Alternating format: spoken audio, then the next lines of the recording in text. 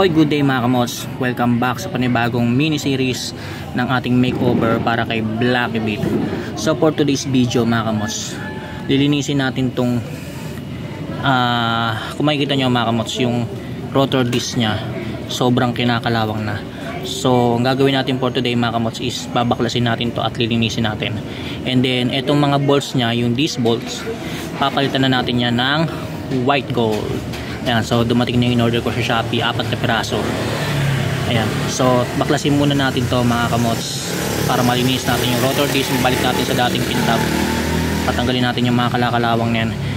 And then yun, unahin muna natin baklasin tong axle cap, of course, tapos yung ehe, yung axle bolt nya, then saka natin natanggalin tong gulong. Okay, so para matanggal tong axle bolt mga kamots, yung nut dito gamit tayo ng 19mm, tapos yung pangontra sa kabila mga kamots gamit tayo ng ayan, 14. Ayan, so bali natanggal na natin yung nut mga kamots, no? Tanggalin natin yung axle cap. Then bago nyo kalasin tong gulong mga kamots, make sure lang na nakakaalang kayo sa ilalim, kasi pwede kasi tumumba yung motor natin. So kailangan natin dito.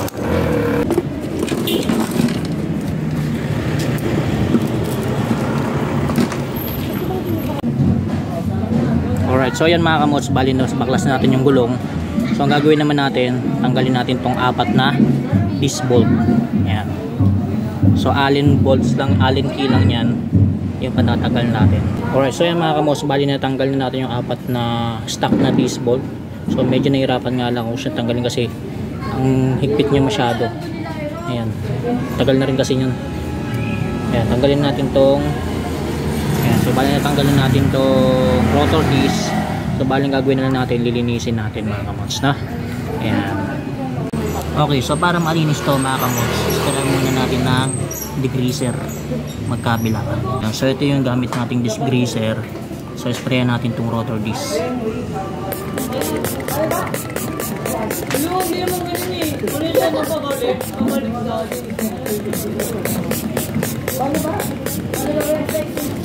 Ayan, so hayaan muna natin siya from 5 to 10 minutes mga kamots para mag sink in yung solution, matanggal yung kalawang. A few inches later. Ayan, so after ng 5 to 10 minutes ng pagpapatuyo natin mga kamots, after natin kailan ng degreaser, ayan, so bali nililinis na natin yung rotor disc natin. So medyo nawawala-wala na yung kalawang niya. And then ginamitan ko rin ito mga kamots, yung in-order ko sa Shopee na pantanggal ng kalawang. Ayan. Actually pang damit to, so pwede rin daw to sa metal. Ayan.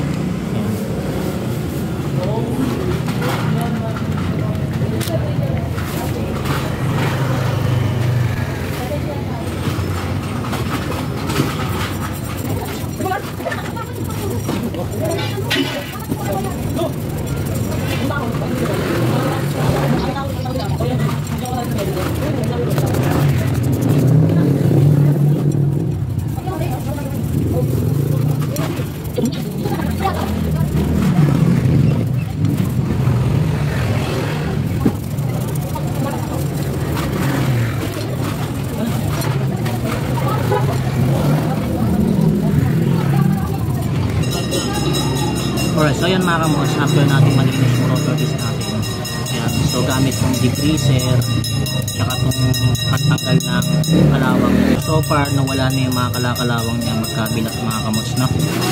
So kung makikita nyo mga kamots, hindi ko siya ginamitan ng liha, brush lang yung ginamit ko kasi kapag ginamitan kasi natin ito ng liha, gagaspang yung rotor disc, then baka magkaroon ng problema sa braking system natin mga kamots, no? So after natin malinis mga kamots, banlawan na natin siya ng tubig.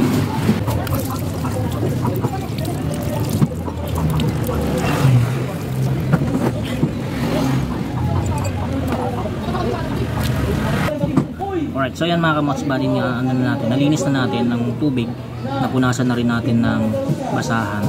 Ayan. So ang kintab niya na talaga. Medyo nawala-wala na yung kalawang. Although may mga natira pa rin kahit paano. Ayan. So hindi ko na inattempt na lihahin. So baka magka-problema eh. Ayan, so balik na natin to sa gulong and then install na natin, then yung bago nating white gold disc bolt kakabit na rin natin. Alright, so yan mga kamos, bali babalik na natin yung rotor disc sa gulong. Ayan. Then ito yung disc bolt na inorder natin sa Shopee, white gold mga kamos, no? Ayan. So 4 na piraso lang yan, kasi 4 na piraso lang naman yun dito. So buksan na natin. So makikita nyo mga kamos, yung disc bolt nya meron siyang spacer. So ganyan yung sa mga Honda Click tsaka Honda Beat. Ayan. Sa Yamaha mga kamos, wala siyang spacer na ganito, full thread siya.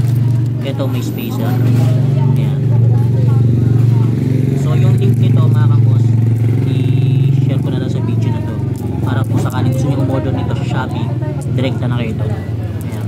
So balik kabit na natin tong bago nating disc bolt. So yan mga kamot, since wala tayong thread lock na nabili, so nag DIY muna ako. Kinamitan ko siya ng Teflon tape. Ayan. So nilagyan ko yung thread nya, kalahati lang ng thread mga kamos, no? Para siya yung magsisilbi na lock, pampaigpit dun sa tornilyo, papasok dito sa loob. Ayan. So ikabit na natin yung isa.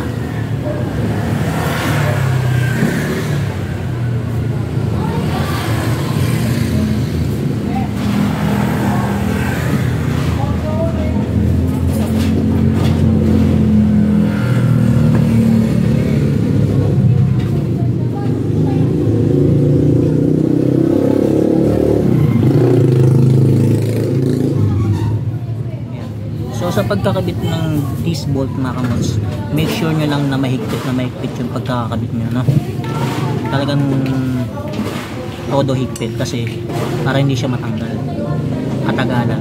Ayan mga kamots, bali na kabit na natin yung rotor disc natin, tsaka yung 4 na bago nating disc bolt na white gold. Ayan. So okay naman siya. So DIY ko lang yung paggamit ko ng Teflon tape mga kamots, kasi wala tayong thread lock. Pero kung meron naman kayong thread lock, mas maigi yun ang ilagay.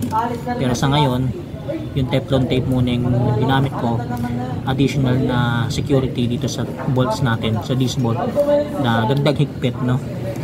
Para mag-lock siya kahit paano. Ayan. So gusto na yan mga kamots. Again, make sure nyo lang na mahigpit yung pagkakaano nyo dito sa disc bolt, pagkakakabit nyo, ha? So ibalik natin tong gulong dun sa motor natin. Alright, so yan mga kamots, nagkapit na natin yung gulong natin, nabalik na natin yung axle bolt, yung hub and mile, tsaka yung axle cap. Ayan, so ayan yung naging outcome ng paglilinis natin ng rotor disc natin mga kamots. And then yung installation ng white gold na disc bolt. Ayan, so ang ganda mga kamots, gumagay sa motor natin. Kung meron nga lang bang black nyan, edi black lang in order ko. Ayan. So okay na rin white gold mga kamots, no? So 4 na piraso mga kamots, 118 kasama na shipping fee sa Shopee. So yung link nasa video description, so check nyo na lang.